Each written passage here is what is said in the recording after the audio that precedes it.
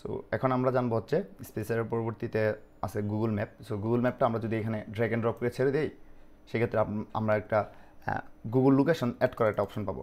So এইখানে হচ্ছে আমাদের লোকেশনটা অ্যাড করতে হবে, যেহেতু এখানে কোনো লোকেশন নাই, যার কারণে এরকম দেখাচ্ছে। সরি, আমি যদি আবার আগের ডিফল্ট অবস্থায় চলে যাই, সেক্ষেত্রে দেখবেন এখানে একটা ডিফল্ট অবস্থায় এরকম দেখতে পাবেন। সো আপনি চাচ্ছেন যে আপনার যে ক্লায়েন্টের যে আছে, যে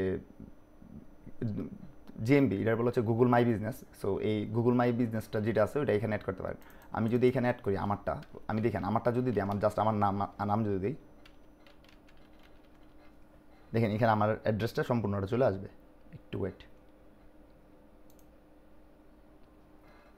আমি চাইলে একটু এটা কাজ করতে পারি। হ্যাঁ, একটু লোড হইতেছে।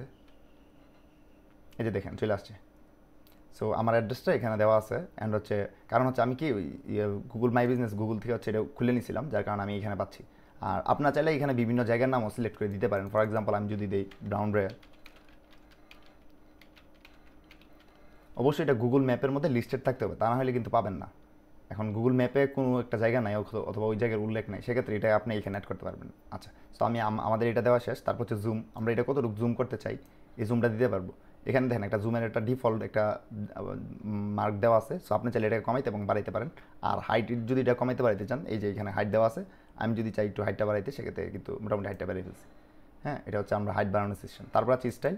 স্টাইলে তেমন একটা কিছু নাই, জাস্ট হচ্ছে আমরা স্টাইলে একটা হোভার ইফেক্ট দিতে পারি, যে আমরা হোভার ইফেক্টে কী চাই। সো এখানে থেকে যদি আমি একটু হোভার একটু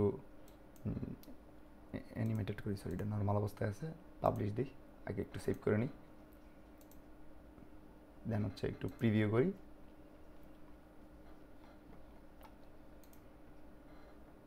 এখন হচ্ছে আমরা একটু স্ক্রল করে যদি নিচে যাই, যে দেখতে পারবেন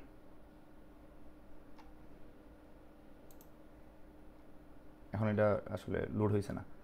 সো আমরা কিন্তু এই যে দেখেন হোভারের মধ্যে একটা এফেক্ট চলে আসছে, তাই না? সো এখান থেকে আমরা হোভারটাও দিতে পারি।